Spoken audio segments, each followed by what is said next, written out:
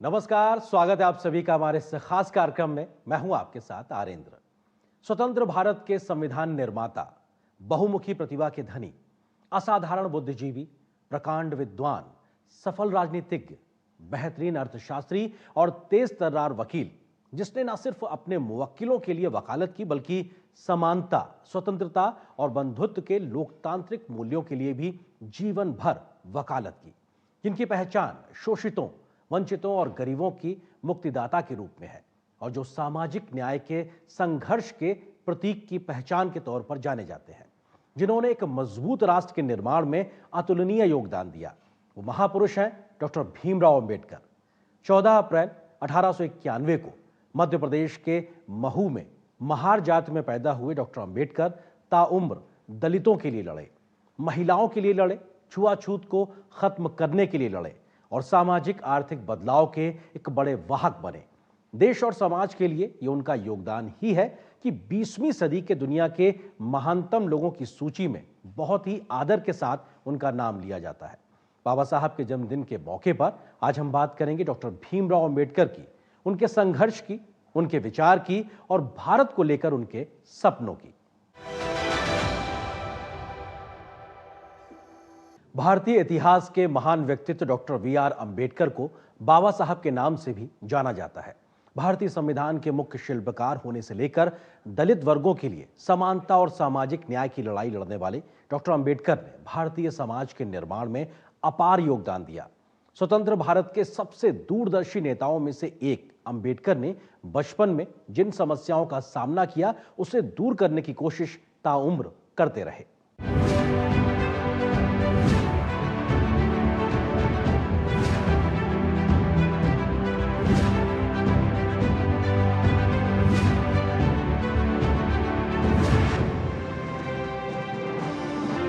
मध्य प्रदेश के इंदौर जिले के एक छोटे से कस्बे महू में जन्मे बाबा साहेब भीमराव अंबेडकर ने सामाजिक बराबरी और समानता के लिए जो काम किया उसे कोई दोहरा न सका।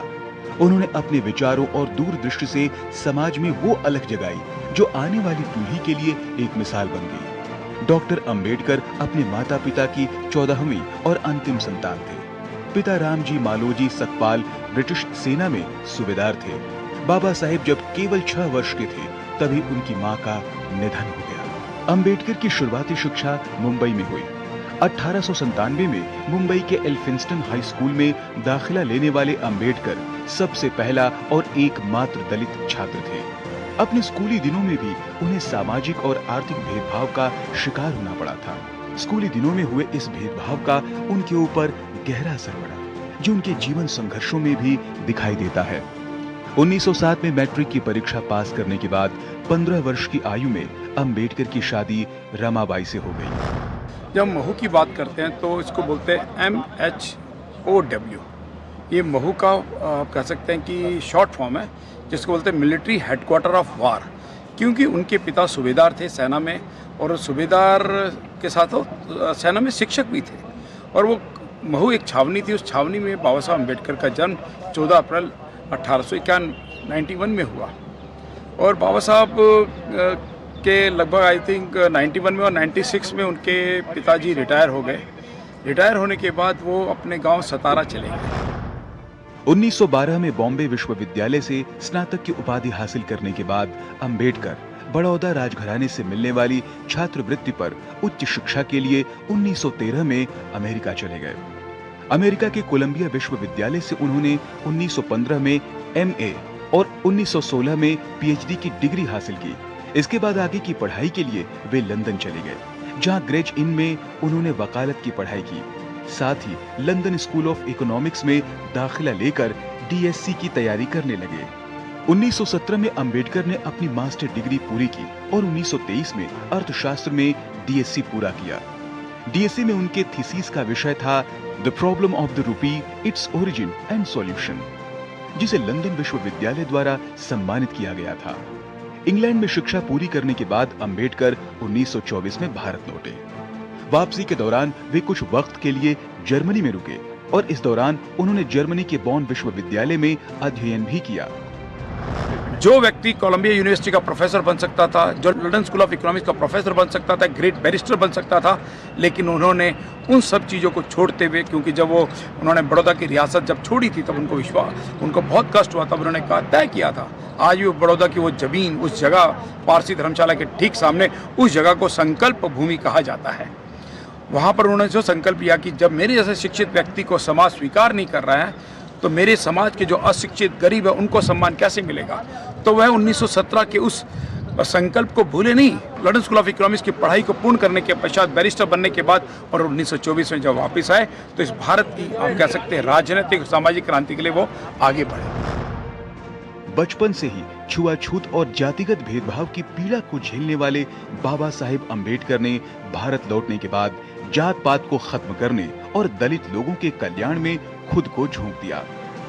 सबसे पहले उन्होंने दलित लोगों के कल्याण के लिए एक एसोसिएशन की शुरुआत की, जिसका उद्देश्य शिक्षा का प्रसार करना, आर्थिक स्थितियों में सुधार करना और दलित वर्गों की शिकायतों का निवारण करना था। इस दौरान बॉम्बे उच्च न्यायालय में प्रैक्टिस करते हुए वो अछूतों की शिक्षा को बढ़ावा देने और उन्हें ऊपर उठाने के प्रयास में लगातार जुटे रहे।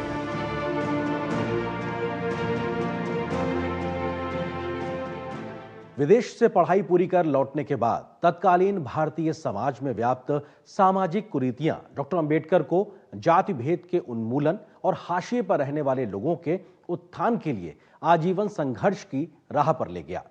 बाबा साहब का मानना था कि पर्याप्त राजनीतिक प्रतिनिधित्व ही अछूतों की सामाजिक स्थिति में सुधार ला सकता है। इसीलिए उन्होंने समाचार पत्रों, सामाजिक सांस्कृतिक मंचों और सम्मेलनों के जरिए अछूतों को संगठित करना शुरू किया।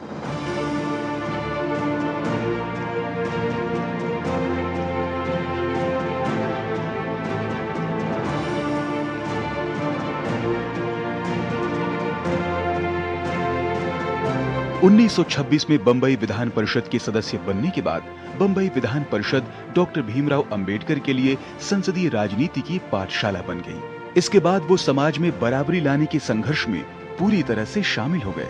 इसी दौर में उन्होंने छुआछूत के खिलाफ व्यापक आंदोलन शुरू करने का फैसला किया।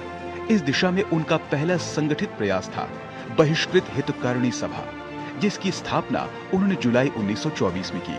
इसका मुख्य उद्देश्य शिक्षा और सामाजिक आर्थिक सुधार को बढ़ावा देने के साथ ही दलित वर्गों का कल्याण करना था।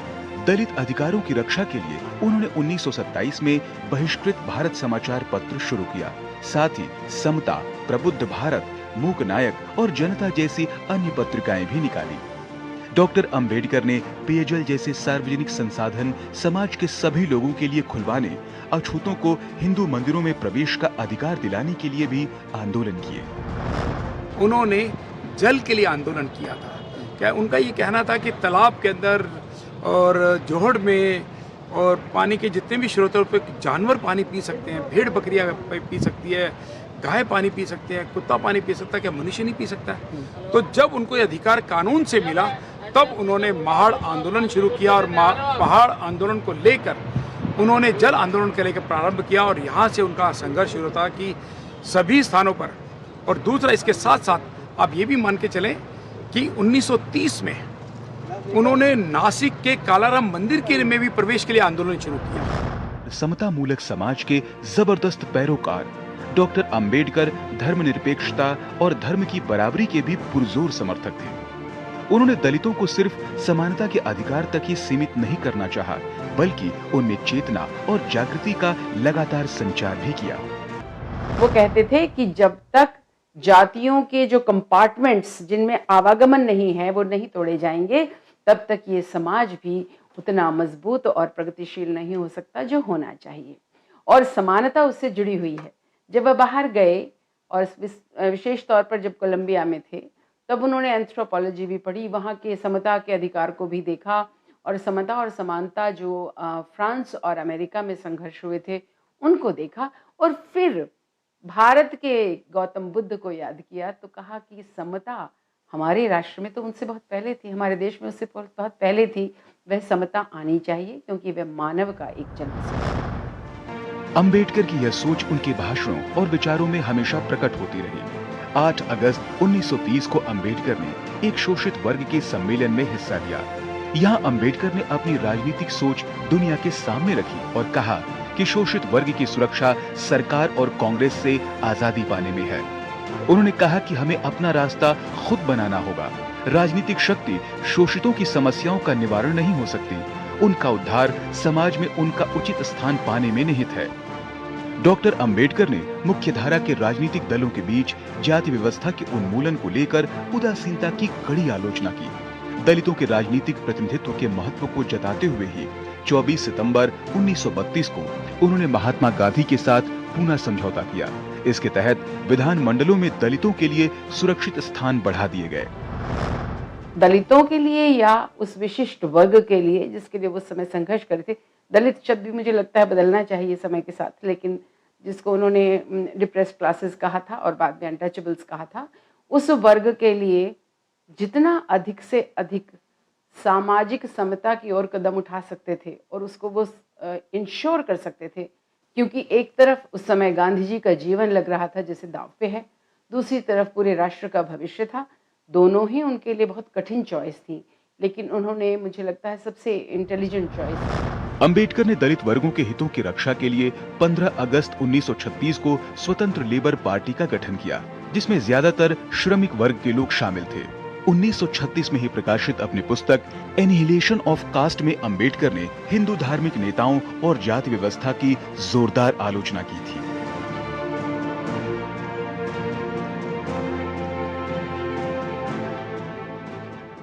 जीवन भर दलितों के राजनीतिक, आर्थिक और सामाजिक अधिकार की लड़ाई लड़ने वाले बाबा साहब की भारतीय राजनीति में सबसे स्थायी विरासत संविधान सभा की प्रारूप समिति के अध्यक्ष के रूप में उनकी भूमिका है, जो भारतीय संविधान की रूपरेखा तैयार करने के लिए जिम्मेदार थी। संविधान के मुख्य शिल्पकार के रूप में डॉक्टर अंबेडकर ने यह सुनिश्चित किया कि संविधान के मूल में न्याय, स्वतंत्रता, समानता और बंधुत्व के सिद्धांत निहित हों।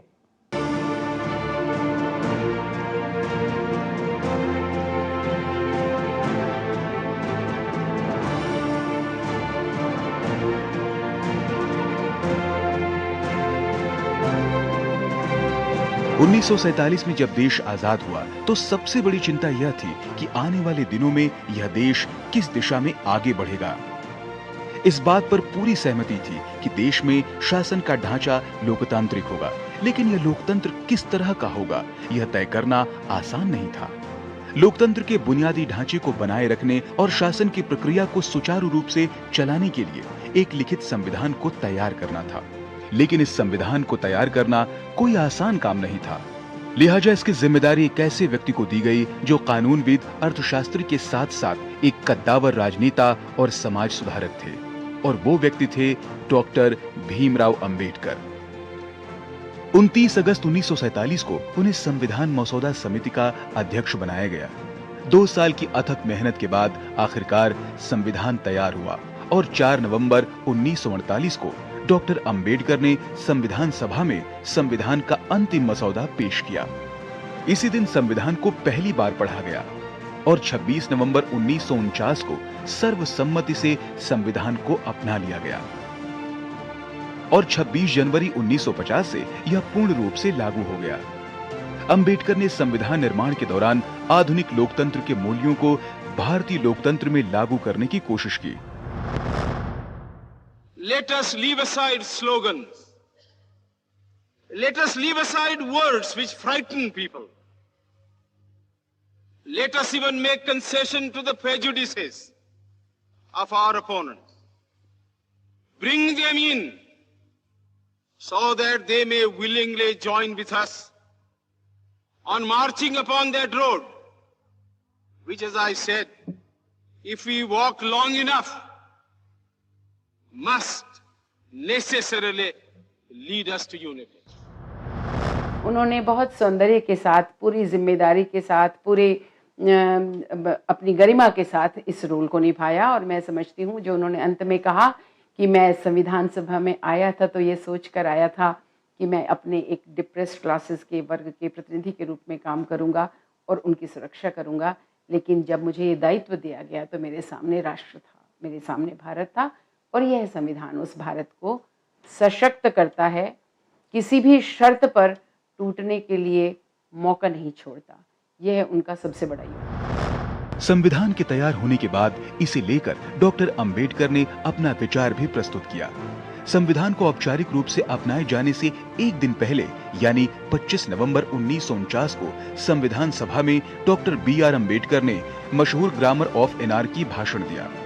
इस भाषण में अंबेडकर ने देश को मिलने वाले संविधान की खासियत को बताई ही साथ ही संविधान को लागू करने में आने वाली चुनौतियों को भी देश के सामने रखा।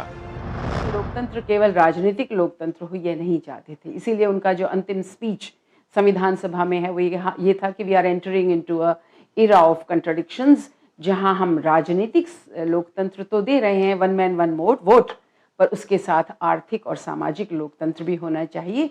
यानी सामाजिक व्यवस्था में भी समतावादी सोच हो, समानता हो, विचारों में समानता हो, और वो यह भी चाहते थे कि आर्थिक क्षेत्र में भी मोनोपोलीज तोड़ी जाएं, मोनोपोलीज समाप्त हों और सभी व्यक्तियों को गरिमापूर्ण काम करने का अधिकार मिले और प्रगति का अधिकार भी मिले। तो लोकतंत्र के तो वे बहुत ही सशक्त पक्षधर थे, लेकिन लोकतंत्र को वो एक जीवन शैली के रूप में देखते थे। एक जीवन शैली जहां प्रत्येक व्यक्ति दूसरे का सम्मान करता है, जहां प्रत्येक नागरिक दूसरे नागरिक के प्रति भ्रातृत्व की भावना रखता है और जहां राष्ट्र व्यक्ति के प्रति अपना उत्तरदायित्व समझता है।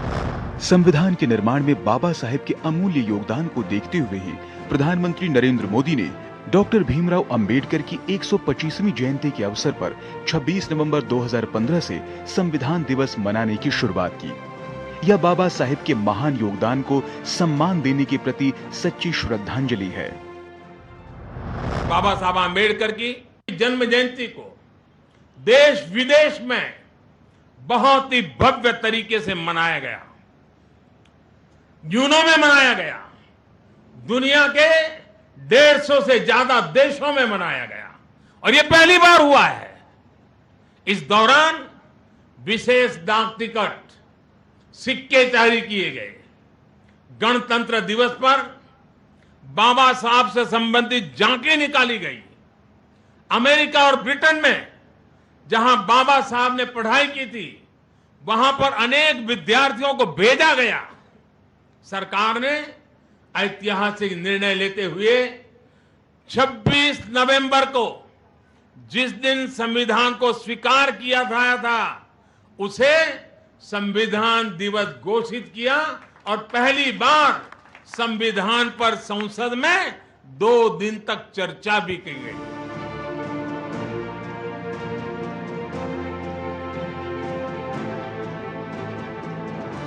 अपने अनगिनत योगदानों के जरिए डॉक्टर बी.आर. अंबेडकर ने देश के सामाजिक, सांस्कृतिक और राजनीतिक पटल पर अमिट छाप छोड़ी है। आजादी के दौर से लेकर आजादी के बाद तक उन्होंने समाज के हर क्षेत्र में हर वर्ग के उत्थान के लिए लगातार संघर्ष किया और सामाजिक सुरक्षा कार्यक्रमों की आधारशिला रखने में महत्वपूर्ण भूमिका निभाई।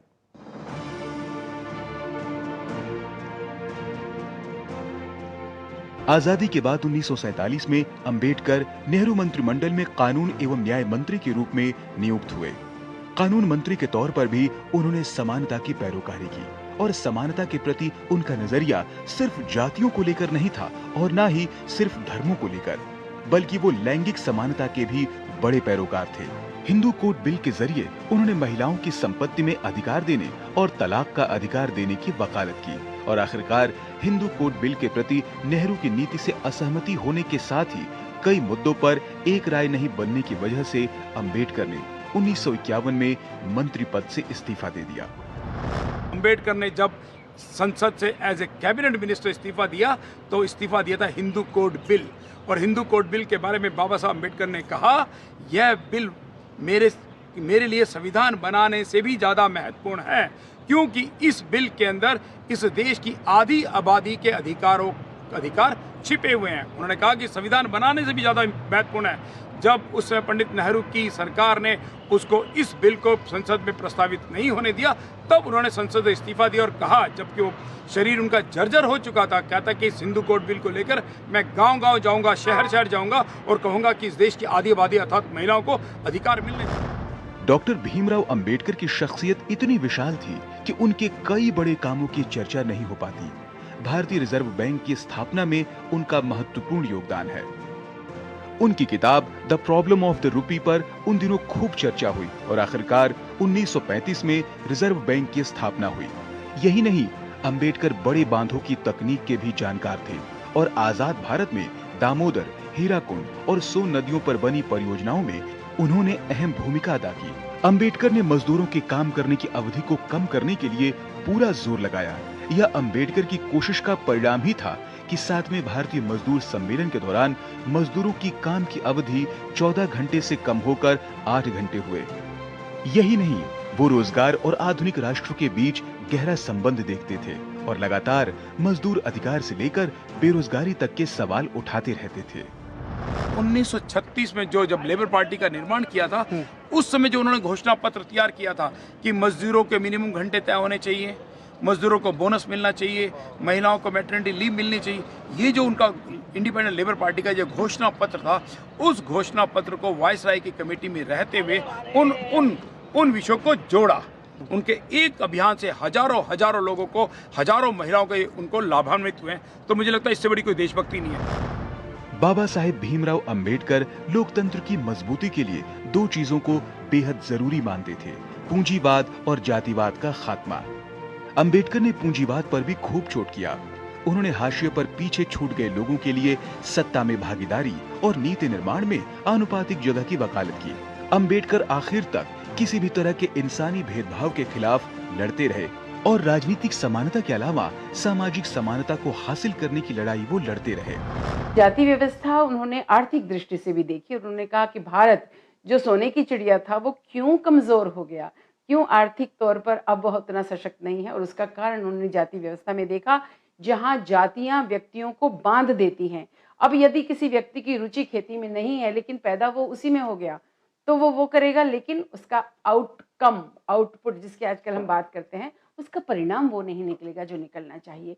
इसलिए राष्ट्रीय प्रगति के लिए, आर्थिक पक्ष की मजबूती के लिए और सामाजिक पक्ष की मजबूती के लिए और भारत के एक सशक्त राष्ट्र के रूप में उभरने के मार्ग में जाति प्रथा को उन्होंने एक बहुत बड़ी बाधा के रूप में देखा। बाबा साहेब की इसी सामाजिक समानता के विचार पर चलते हुए आज सरकार सम्मान की समानता, मानवीय गरिमा की समानता और अधिकार की समानता, कानून की समानता, अवसर की समानता जैसे अनेक महत्वपूर्ण मुद्दों को आम जनजीवन में लाकर उनके अधिकार को सुनिश्चित करने में जुटी हुई है और संविधान का पालन करते हुए पंथ और जाति का भेदभाव किए बिना सबको समानता का अधिकार मिले, इसके लिए अनेक पहल कर रही है। केंद्र में आने के बाद सरकार ने ऐसे पदों को भरने में भी तेजी दिखाई है जो दलितों, पिछड़ों के लिए आरक्षित है। साथियों, सामाजिक अधिकार इस सरकार के लिए सिर्फ कहने सुनने की बात नहीं, बल्कि ये हमारा कमिटमेंट है। जिस न्यू इंडिया की मैं बात करता हूं, वो बाबा साहब के भी सपनों का भी भारत है। मैं आज देश के लोगों को स्पष्ट कहना चाहता हूं कि बाबा साहब की सत्यनिष्ठा, कर्तव्य निष्ठा और राष्ट्र निर्माण के पवित्र यज्ञ में उनका योगदान ही है जिसकी वजह से वो भारतीयों के हृदय में आज निवास करते हैं। 1956 में डॉक्टर अंबेडकर ने हिंदू धर्म त्याग कर बौद्ध धर्म अपना लिया। अंबेडकर ज्ञान के सागर थे। उन्होंने राजनीति, अर्थशास्त्र, मानव विज्ञान, धर्म, समाजशास्त्र और कानून पर कई किताबें लिखी। उन्होंने दलित समाज से कहा, शिक्षित बनो, संगठित हो, संघर्ष करो। ताउम्र शोषितों, दलितों और वंचितों के हक की लड़ाई लड़ने वाले बाबा साहेब डॉक्टर भीमराव अंबेडकर का 6 दिसंबर 1956 को दिल्ली में महापरिनिर्वाण हो गया। 1990 में उन्हें मरणोपरांत भारत रत्न से सम्मानित किया गया। 2012 में हुए एक टीवी सर्वे में उन्हें महानतम भारतीय चुना गया। अंबेडकर अब हमारे बीच नहीं है, लेकिन उनके आदर्श, विचार और शिक्षाएं देश की आने वाली पीढ़ियों को हमेशा लाभान्वित करते रहेंगे।